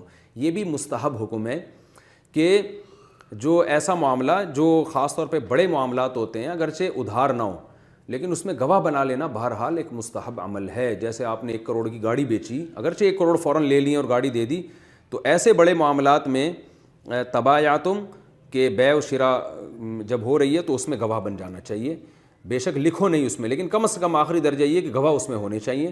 کیونکہ اس میں یہ اس میں اللہ نے یہ نہیں فرمایا کہ یہ لکھو چاہے معاملہ چھوٹا ہو یا بڑا، اس لیے کہ یہ والا لکھنا جو ہے نا بڑے معاملات میں تو ہوگا، چھوٹے معاملات میں نہیں ہوگا. جبکہ ادھار میں اللہ نے کیا فرمایا؟ معاملہ چھوٹا ہو یا بڑا ہو دونوں کو لکھو، کیونکہ اس میں چھوٹے معاملے میں بھی گڑبڑ، کیونکہ ابھی فوراً پیمنٹ ہو نہیں رہی ہے. یہاں تو فوراً پیمنٹ ہوئی تو وہ اپنے گھر، یہ اپنے گھر، اس میں لڑائی کا اتنا خطرہ نہیں ہوتا. اس لیے اس میں اللہ نے یہ نہیں کہا کہ چھوٹے ہوں معاملات یا بڑے ہوں بہرحال لکھو، بلکہ اس میں اللہ نے کہا کہ لکھ لو، گواہ بنا لو. بے شک نہ لکھو مگر گواہ بنا لو. تو یہ ہماری ثوابدید پر ہے کہ معاملہ اگر بڑی نوعیت کا ہے تو ہمارے لیے بہتر ہے کہ ہم اس میں گواہ بنا لیں. آگے اللہ نے ایک اصول اور ضابطہ بیان کیا، وَلَا يُضَارَّ كَاتِبٌ وَلَا شَهِيدٌ.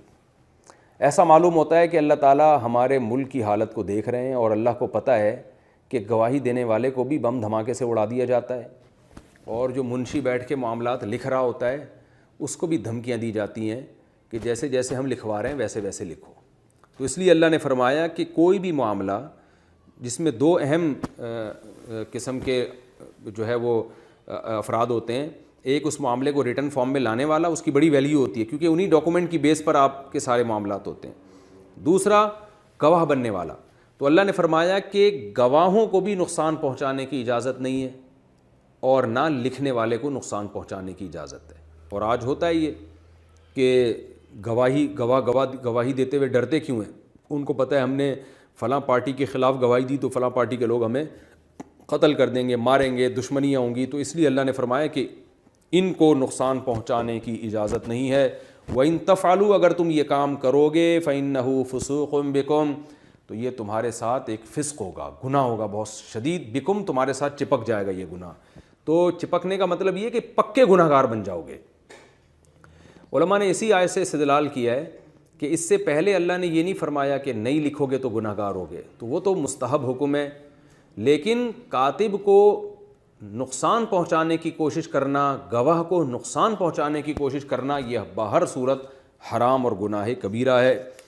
واتقوا اللہ اور اللہ سے ڈرو، کیونکہ اگر اللہ کا خوف نہیں ہوگا نا تو کاتب کو بھی نقصان پہنچاؤ گے اور جو گواہی دینے والا ہے اس کو بھی نقصان پہنچاؤ گے.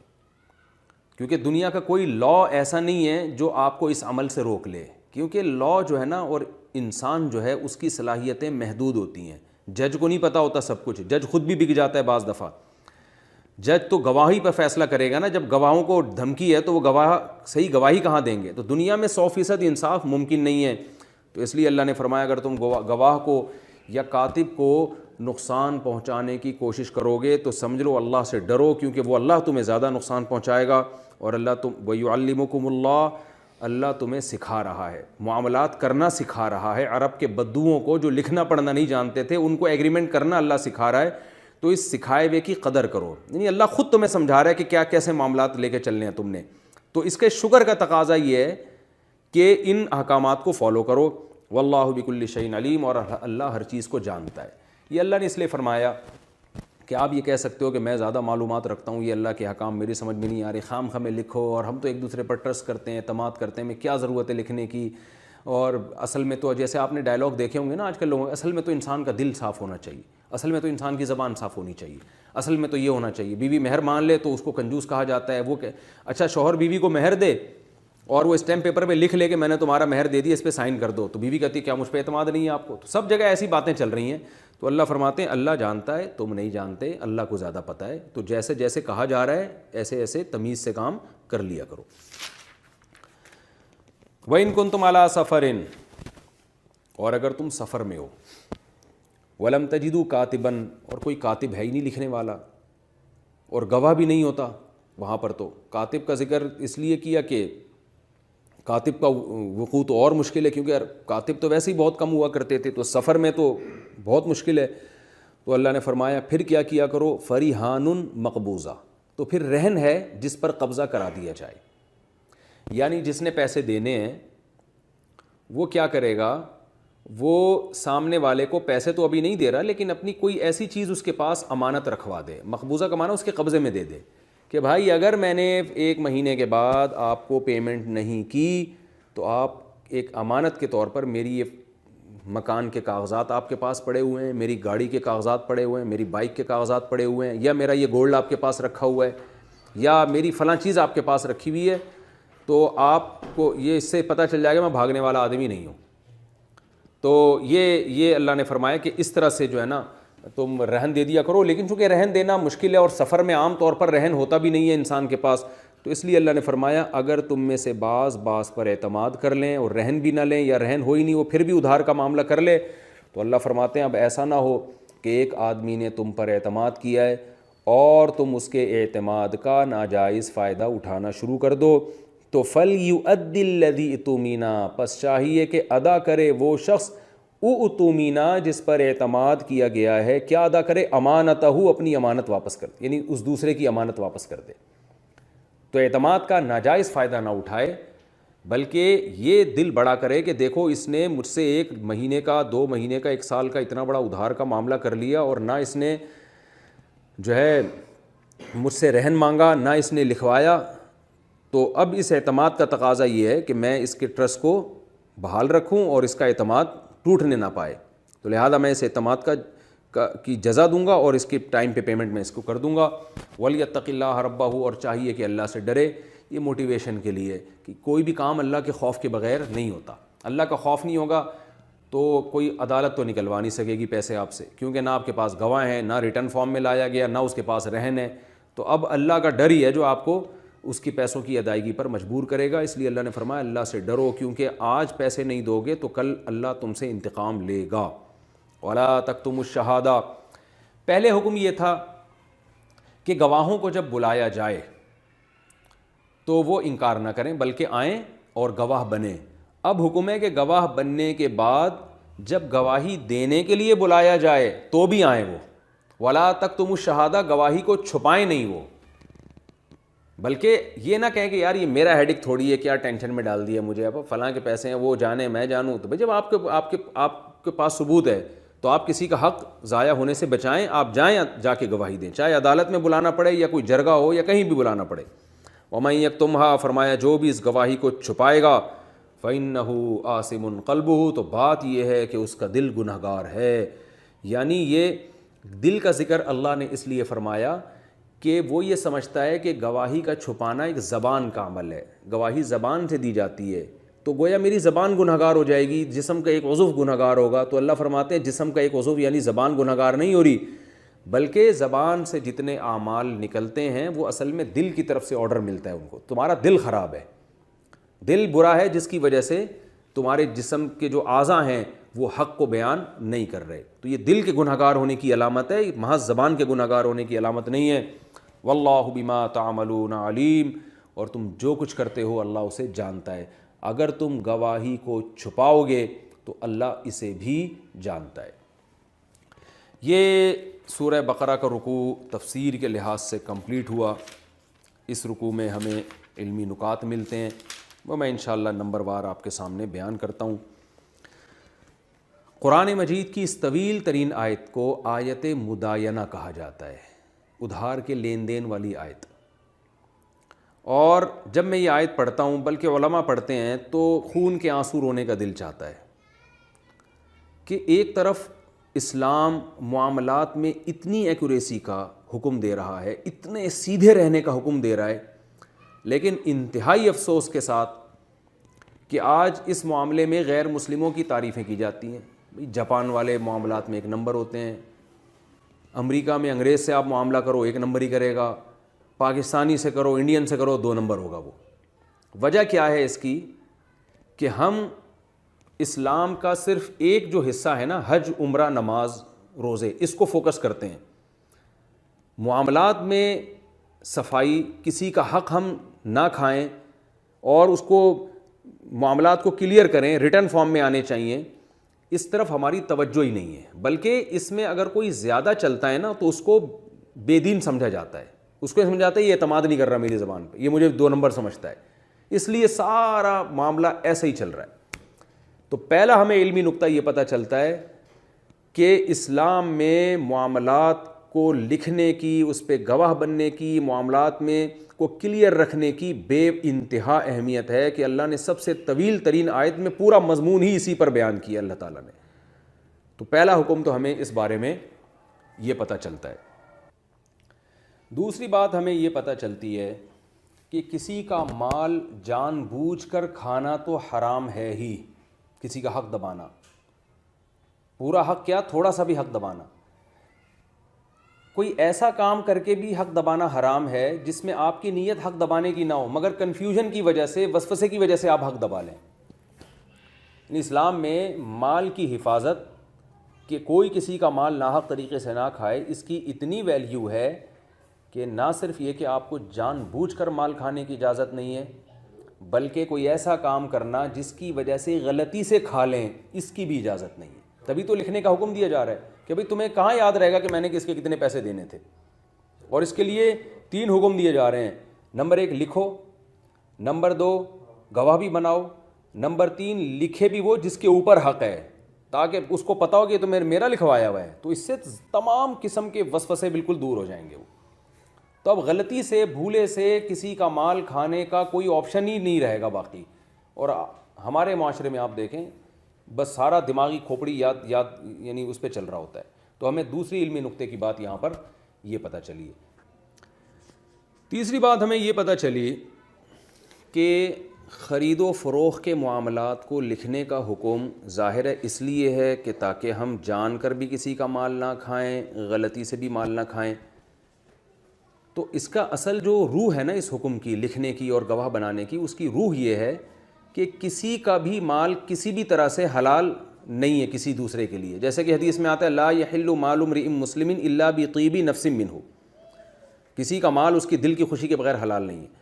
تو اس سے پتہ چلا کہ صرف یہ خرید و فروخت میں نہیں ہے، اور بھی اگر کوئی معاملہ ایسا ہے کہ آپ کو یہ خطرہ ہے کہ اگر میں نہیں لکھوں گا تو غلطی سے کوئی کسی کا مال کھا سکتا ہے، تو اس کا نہ لکھنا بھی گناہ ہے پھر. جیسے کہ حدیث میں آتا ہے، بخاری مسلم کی حدیث ہے، آپ صلی اللہ علیہ وسلم نے فرمایا کسی کا کسی پر کوئی لین دین ہو، مالی کوئی وراثت کا یا کوئی بھی لین دین ہو، حدیث کا مفہوم ہے، اور 3 دن گزر جائیں اور وہ نہ لکھے تو وہ گنہگار ہوگا. یعنی گنہگار کا مطلب حدیث میں آتا ہے کہ کسی مسلمان کے لیے حلال نہیں ہے کہ اس کو اس کا مالی معاملہ ہے اور وہ اس کو ریٹرن فارم میں نہ لے کر آئے. تو اس لیے علماء نے لکھا ہے کہ اگر آپ کو یہ ڈر ہے کہ آج آپ مر گئے تو آپ کی اولاد میں جھگڑا ہوگا، یہ پیسے اکاؤنٹ میں رکھے ہوئے تھے، پتہ نہیں زکوٰۃ کے تھے یا ابا کی امانت تھی، یا ابا نے جو گھر خریدا تھا تو پتہ نہیں ابا نے پیمنٹ کر بھی دی تھی یا نہیں کی تھی، یہ جو آج مکان ہے فلاں کو ابا نے دیا ہے، پتہ نہیں سچی مچی کا دیا تھا یا ویسے ہی رہنے کے لیے دیا تھا. آج لوگوں کی موت واقع ہوتی ہے، ہمارے پاس وراثت کے جھگڑے آتے ہیں، ہم سر پکڑ کے بیٹھ جاتے ہیں کہ باپ کو اتنی تمیز نہیں تھی، اتنا شعور نہیں تھا کہ لاکھوں روپے کے پیسے چھوڑ کر جا رہا ہوں، تم بتاؤ تو صحیح کہ یہ کس کے پیسے ہیں. یہ سب جھگڑ رہے ہوتے ہیں. وہ خالہ کہہ رہی ہوتی ہیں تو میرے پیسے ہیں، ابا نے کل مجھ سے ادھار لیا تھا. وہ ممانی کہہ رہی ہوتی ہیں تو کل وہ میں نے ان سے یہ چیز خریدی تھی، وہ تو پلاٹ میرا ہے. بیوی کہہ رہی تو میرے لیے، یہ تو کہہ رہے تھے میں نے تمہارے لیے خریدا ہے پلاٹ. کچھ بھی نہیں لکھا ہوا ہوتا اور قاتلانہ لڑائیاں ہو رہی ہوتی ہیں. وہ اگر آپ مجھے اجازت دیں ایک چھوٹا سا میں اس پہ واقعہ سنا دوں تاکہ اس کی اہمیت آپ کے دل میں بیٹھے. یہودیوں میں ایک شخص گزرا ہے جو بڑا فتنہ پرست تھا. اس نے کیا کیا، وہ عیسائیوں کے پاس گیا اور اپنے ہاتھ کٹوا دیے اور جو ہے نا بہت معذور بن کے، بڑی قربانی دی تھی اس نے یہودی مذہب کی حفاظت کے لیے اور عیسائیوں کو تباہ کرنے کے لیے. ان کے پاس گیا اور کہا کہ جو ہے میں نے عیسائی مذہب قبول کیا جس کی وجہ سے میری قوم نے میرا یہ حال کر دیا. میں تفسیر کے لیکچر میں واقعات نہیں سناتا، لیکن یہ اہمیت کی پیش ہے، میں ذرا جلدی اس کو میں ختم کر رہا ہوں اس واقعے کو، تاکہ پتہ چلے ہمارے معاشرے میں باپ اور ماں یہی کام آج اپنی اولادوں کے ساتھ کر رہے ہیں، ان کو لڑوانے والا. تو وہ ان کے پاس گیا اور کہا کہ تو بڑا اعتماد ہو گیا اس پادری کو کہ بھائی یہ تو قربانی دے کر آیا ہے اور اپنے آپ کو اتنا معذور بھی کر لیا تھا، زخمی کر لیا تھا. تو بالآخر پادری کا قرب ملا اس یہودی کو. مجھے اس یہودی کا نام معلوم نہیں، تاریخ کا ایک مشہور واقعہ ہے یہ، کبھی موقع ملا تو میں کتاب کا ریفرنس بھی دوں گا انشاءاللہ. اور جا کے جناب اس نے بڑا قرب حاصل کرتے کرتے کرتے کرتے بالآخر پھر پادری نے اس کو اپنا جانشین بنایا، پوپ بن گیا بہت بڑا. وہ تھا وہ اندر سے یہودی، تو عیسائیت کو اس پہ بڑا اعتماد کہ بھئی پوپ نے اس کو نائب بنایا. اس یہودی کے دل میں ایک فتنہ تھا. اس نے کیا کیا کہ جب یہ بوڑھا ہو گیا اور اس کو خیال ہوا کہ اب میں دنیا سے جانے والا ہوں، تو اس نے 4 عیسائیوں کو نا، جو آپس میں ان کی ویسے بھی تھوڑی بہت دشمنیاں تھیں، 4 یا 3 تھے، ابھی پورا عدد پورا یاد نہیں ہے، ان میں سے ہر ایک کو الگ سے بلا کے اس نے سمجھایا کہ میرے مرنے کے بعد میرے جانشین تم ہو، مجھے خدا کی طرف سے الہام ہوا ہے، اور یہ الہام ایسا الہام ہوا ہے کہ تم نے یہ خلافت کسی اور کو نہیں دینی ہے، اور یہ خفیہ راز ہے جو میں تمہیں بتا کے جا رہا ہوں. تو 3 یا 4 بڑے بڑے تھے ان کے، ان سب کو یہی کہا کہ مجھے خدا کی طرف سے الہام ہوا ہے، تم میرے بعد جانشین ہو. پھر تیسرے کو بھی یہی کہا، چوتھے کو بھی یہی کہا. اب ہر ایک یہ سمجھ کے بیٹھا ہوا ہے کہ اس پوپ کے بعد میں ہوں اصل، پوپ نے مجھے بنایا ہے. اور 3-4 گواہ اس پہ بھی بنا دیے، 3-4 ادھر بھی بنا دیے، 3-4 ادھر بھی بنا دیے، 3-4 ادھر بھی بنا دیے، اور مر گیا. جب مرا ہے تو سب یہ سمجھ رہے ہیں کہ ہم ہیں اصل. اور پھر جو عیسائیت میں جنگیں ہوئی ہیں، کئی سال تک خون ریز ان کی آپس میں لڑائیاں ہوئی ہیں. ہر ایک یہ دعویٰ کرتا تھا میں خلیفہ ہوں، فرقوں میں تقسیم ہوا اور بیڑا غرق کر دیا عیسائیت کا اتنے ٹکڑوں میں، اور بٹ چکی ہے عیسائیت. اس میں اس یہودی کا بہت بڑا کردار تھا. تو باپ یہ بتاتا نہیں ہے یہ بزنس کس کا ہے، میرے مرنے کے بعد کیا ہوگا، لاکر میں پیسے پڑے ہوئے ہیں وہ کس کے پیسے ہیں، یہ پلاٹ میں نے بیٹے کے لیے خریدا ہے تو کیا مطلب، دے دیا ہے، ہینڈ اوور کر دیا ہے اس کے، اور کچھ بھی لکھت پڑھت نہیں ہوتی. مہر شوہر بیوی کے حوالے کر دیتا ہے، لکھواتا نہیں ہے کہ میں دے چکا ہوں. پھر لڑائیاں ہو رہی ہیں، بیوی بھول گئی ہے یا بھولی نہیں ہے، وہ چالاک عورت ہے، وہ دوبارہ مانگ رہی ہے، آپ کے پاس کوئی گواہ نہیں ہے، کوئی ثبوت نہیں ہے آپ کے پاس. یا آپ نے مہر دینا ہے اور بیوی کو آپ لکھ کے ہی نہیں دے رہے کہ میں تمہارا اتنا مقروض ہوں مہر کا. مر جاتے ہیں وہ ایک جھگڑے. تو اپنی قوم پہ رحم کرنا چاہیے، اپنی ذات پہ رحم کرنا چاہیے. تو اس لیے ایک ایک معاملے کو آپ لکھیں. یعنی اس آیت سے صرف خرید و فروخت کا لکھنا لازم نہیں ہو رہا، ہر مالی معاملے کا لکھنا واجب ہو رہا ہے. تو میں اس میں تحدیث بن نعمت کے طور پر اپنا میں بتاتا چلوں، میری الحمدللہ میں وصیت لکھتا ہوں اور اس کو اپڈیٹ کرتا رہتا ہوں. میں نے فولڈر بنا کے گوگل ڈرائیو پہ بھی ڈالا ہوا ہے اور لیپ ٹاپ میں بھی، اور ریٹن فارم میں بھی اس کی تصویریں بھی لیتا ہوں کہ لیپ ٹاپ گم جائے یہ ہو جائے گا، گوگل ڈرائیو سے اگر ہیک ہو جائے یا کوئی وائرس آ جائے اس میں، تو پھر جو ہے نا تصویر کی شکل میں بھی ہے. اور اپنے ایک دو خاص لوگوں کو پاسورڈ بتایا ہوا ہے, اور ہر طرح سے وصیت کو اپڈیٹ کرتا رہتا ہوں میں کہ میرے گھر میں جتنا سامان ہے وہ کس کا سامان ہے, فریج کس کا ہے, یہ جو فرنیچر کا مالک کون ہے, اور گھر والوں کا سامان اس میں کون سا ہے, میرا کون سا ہے, یہ جو زیور اگر بالفرض گھر سے ملے تو یہ زیور کا اصل مالک کون ہے, اور جو لفافے میں پیسے پڑے ہوئے وہ زکوٰۃ کے ہیں, اگر زکوٰۃ کے ہیں تو یہ کس تک پہنچانے ہیں, صدقے کے پیسے کس تک پہنچانے ہیں, بینک میں جو پیسے پڑے ہوئے ہیں میرے پاس ڈائری ہے, میں اپڈیٹ کرتا رہتا ہوں کہ میرے بینک میں فلاں اکاؤنٹ میں فلاں رقم زکوٰۃ کی آئی ہے, اتنے پیسے ہیں, اور اتنے پیسے زکوٰۃ کے جمع ہو گئے, اتنے صدقے کے جمع ہو گئے, اتنے پیسے ایسے ہیں جس کا لوگوں نے مجھے کلی اختیار دیا ہوا ہے کہ جہاں چاہیں خرچ کریں, تو وہ کہاں خرچ کرنے ہیں. ایک ایک چیز, میرے ذاتی رقم اس میں اتنی ہے, ایک ایک چیز الحمدللہ. میں اس لیے کہ ہم نے جن بزرگوں سے ہمارا تعلق تھا وہ اس کا بہت زیادہ اہتمام کیا کرتے تھے کہ مالی معاملات میں آپ کو ذرا بھی کوئی ایسا کام نہیں کرنا جس سے آپ کنفیوژن میں پڑ جائیں, کیونکہ اگر آپ لکھیں گے نہیں اور آپ نے کہا میرے اکاؤنٹ میں پیسے پڑے ہوئے ہیں, دل میں یاد رکھا ہوا ہے کہ اتنے 50,000 فلاں کے ہیں, 50,000, تو تھوڑی یاد رہتا ہے انسان کو, کھوپڑی اس کی گھومتی رہتی ہے ہر وقت, خود بھول جاتا ہے انسان. اور آج آپ صحیح ہیں, خدا نخواستہ کل فالج ہو سکتا ہے آپ کو, خدا نخواستہ کل آپ کی یاداشت خراب ہو سکتی ہے. ایسے میرے پاس کئی کیس آئے ہیں, ابا اچھے بھلے تھے, اب یاداشت چلی گئی ان کی, اب ان سے پوچھ رہے ہیں ابا یہ پیسے کس کے ہیں, یہ پلاٹ کی قیمت آپ نے ادا کر دی تھی نہیں کی تھی, کیا ہے, ابا کو پتہ ہی نہیں. اب ایک لڑائیاں ان میں شروع ہیں.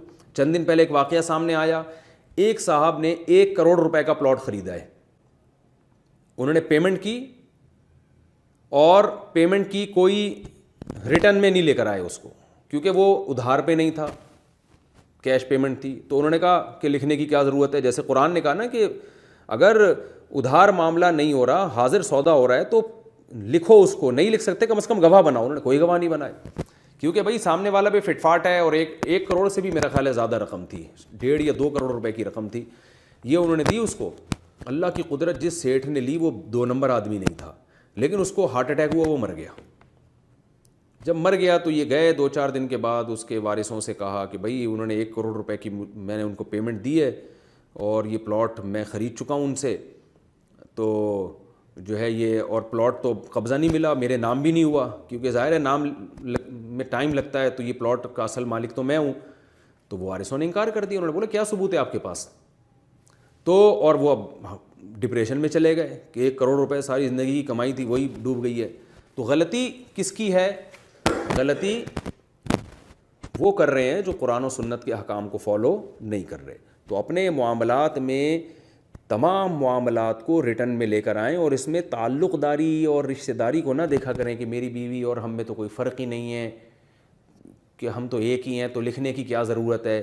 آپ ابھی ایک ہیں, کل بگڑ بھی سکتے ہیں, اور سب سے بڑی بات دونوں میں سے ایک مر گیا تو پھر بڑے مسائل کھڑے ہو سکتے ہیں.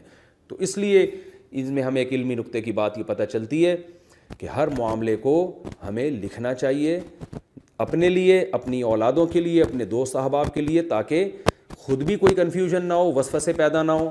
میں جب کسی سے کوئی لین دین کا معاملہ کرتا ہوں تو بہت زیادہ ایکوریسی کا اس میں معاملہ کرتا ہوں, اور اگر میں نہیں لکھ رہا تو پھر میرے ذہن میں یہ ہوتا ہے کہ اگر کھا بھی گیا تو کوئی حرج نہیں. پھر میں ذہنی طور پر اس کے لیے تیار ہوتا ہوں کہ یہ اتنا دیانتدار ہے کہ یہ یا تو خود لکھ رہا ہوگا, نہیں لکھ رہا ہوگا تو یہ کھا جائے بھلے یہ پیسے. یعنی میرے دل میں صدقے کی پہلے سے نیت ہوتی ہے پھر کہ یار یہ پیسے مجھے چاہیے ہی نہیں, تو یا تو اتنا بڑا دل رکھیں, ورنہ نہیں ہے تو پھر آپ جو ہے وہ, اور ظاہر ہے چھوٹی موٹی رقموں میں آدمی یہ کر لیتا ہے, تو بڑی رقم میں تو ہر آدمی لکھتا ہے, ہم بھی لکھتے ہیں. تو اس لیے اس معاملے میں بہت زیادہ ایکوریسی کی ضرورت ہے. ہمیں ان ایک بہت اہم علمی نقطے کی بات پتہ چلتی ہے. تیسری بات جو ہمیں اس رکوع میں پتہ چلتی ہے وہ ہے لکھنے کہ لکھنا جو ہے یہ ایک فن ہے. قرآن مجید نے لکھنے کی فضیلت, یعنی جن لوگوں کو لکھنا آتا ہے نا, اس کی فضیلت کو بیان کیا ہے کہ اللہ نے فرمایا کہ کما علمہ اللہ, کہ کاتب کو چاہیے کہ انکار نہ کرے, اس لیے کہ اللہ نے اس کو سکھایا ہے.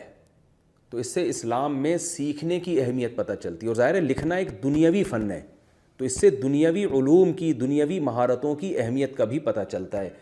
اور یاد رکھیں علماء یہ بیان کرتے ہیں کہ لکھنے کا جو لفظ قرآن نے استعمال کیا تو اس سے محض لکھنے والا جو الف ب ت لکھتا ہے وہ مراد نہیں ہے, بلکہ اس میں اکاؤنٹنگ کے علم کی فضیلت اور اکاؤنٹنٹ کی فضیلت معلوم ہو رہی ہے.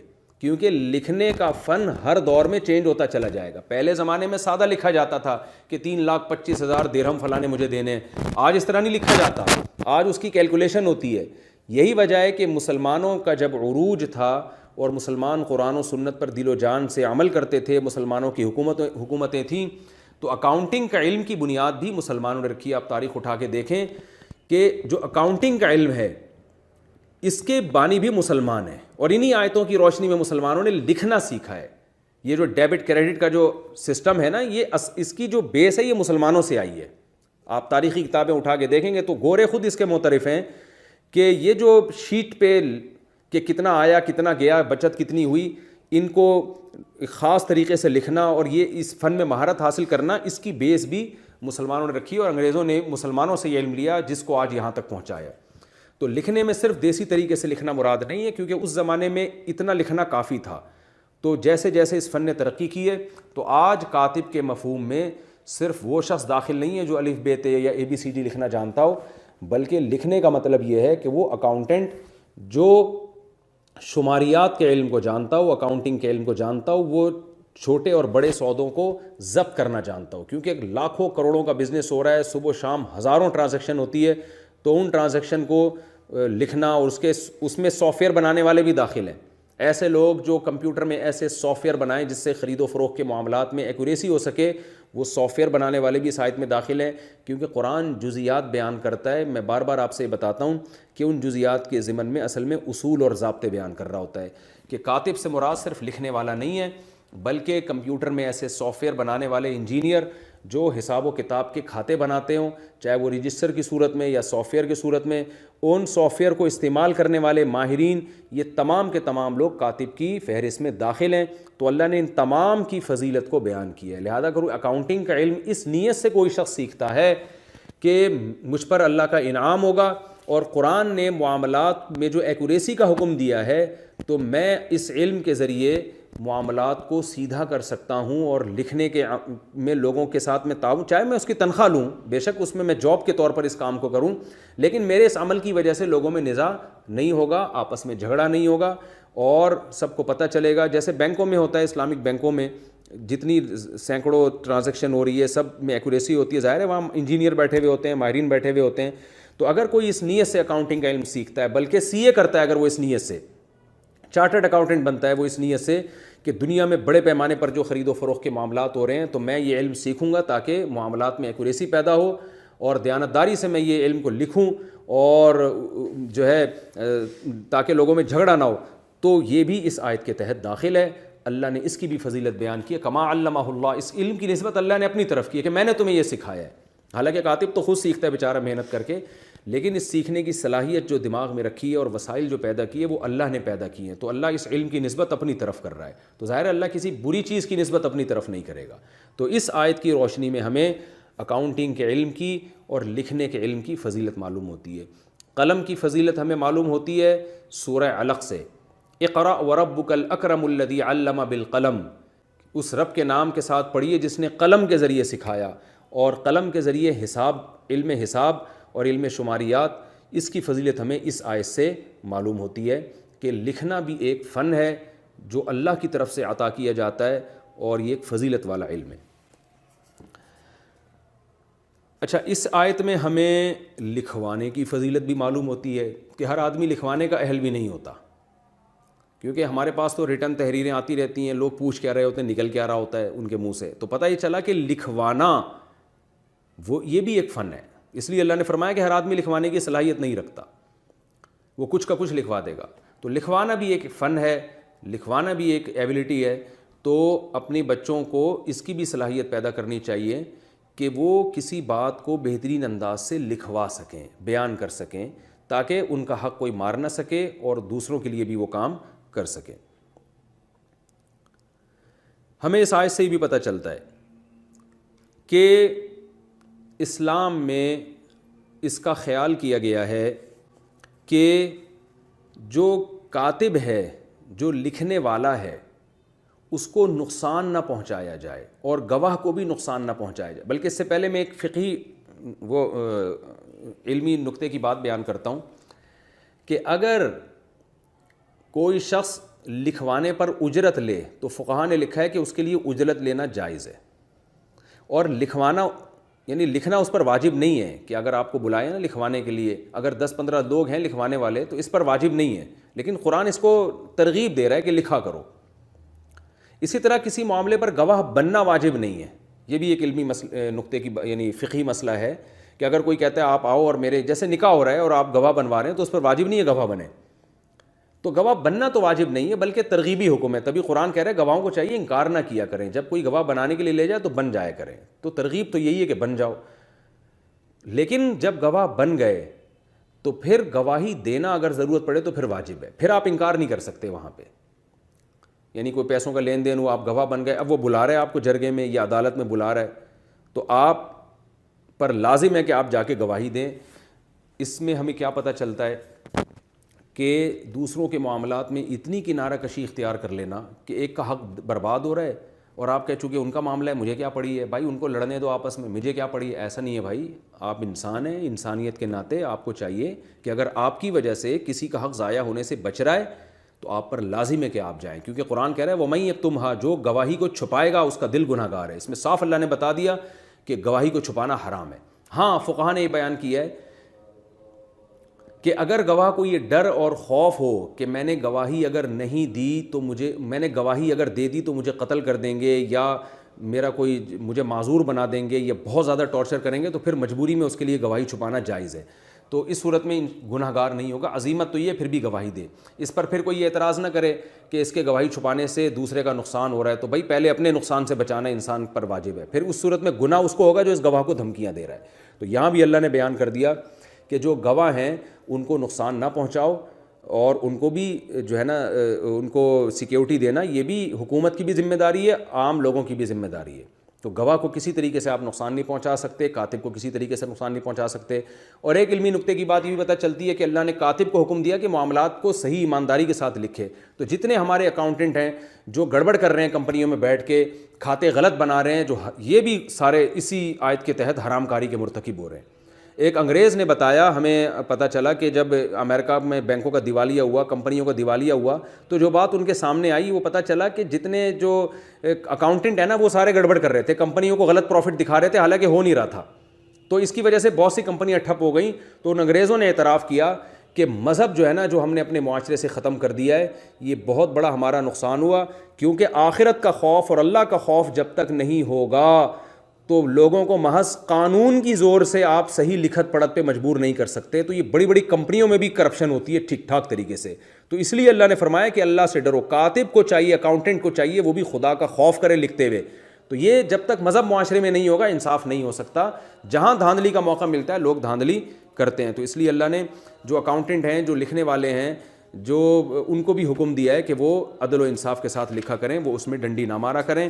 اور پھر آگے رہن کے حکام ہیں، رہن کے بارے میں قرآن میں اللہ نے بتایا کہ رہن جو ہے وہ قبضے میں دے دیا کرو، تو اس کے بارے میں شرعی مسئلہ یہ ہے کہ جب آپ کسی سے رہن لیں گے شیورٹی کے طور پر تو رہن میں کو آپ استعمال نہیں کر سکتے۔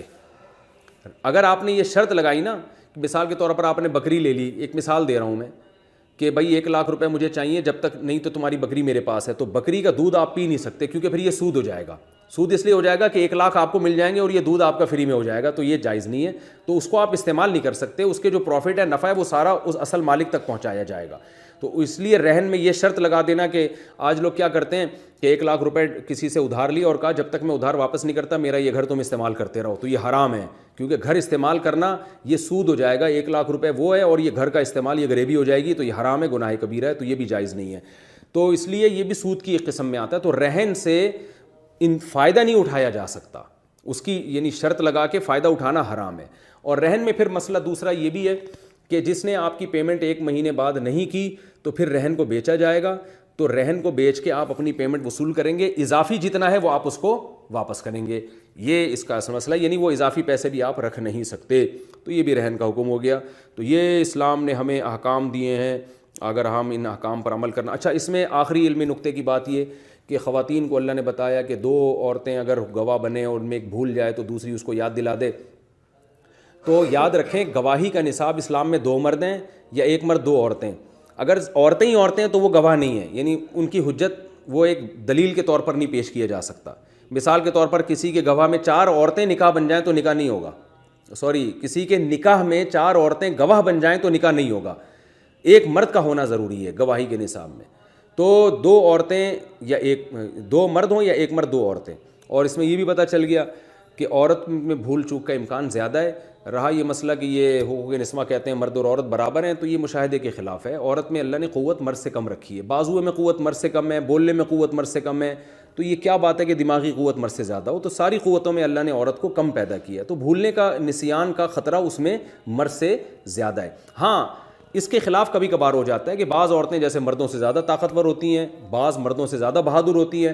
تو اس بات کا امکان ہے کہ بعض عورتیں مردوں سے زیادہ ذہین ہوں، وہ نہ بھولتی ہوں. لیکن قانون بعضوں کو دیکھ کے نہیں بنایا جاتا، قانون اکثریت کو دیکھ کے بنایا جاتا ہے. اس لیے اللہ نے ایک کے بجائے 2 عورتوں کی شرط لگائی ہوئی ہے اس میں. تو یہ ایک اس میں احکامات تھے جو میں نے آپ کے سامنے بیان کی. اللہ تعالیٰ سے دعا ہے کہ اللہ تعالیٰ ہمیں اس کے تقاضوں پر عمل کی توفیق عطا فرمائے. اگرچہ وقت ہمارا تھوڑا سا باقی ہے لیکن یہ رکوع ہمارا کمپلیٹ ہو گیا ہے، تو انشاءاللہ اگلے ایپیسوڈ میں اگلے رکوع کی طرف آؤں گا. وما علینا الا البلاغ.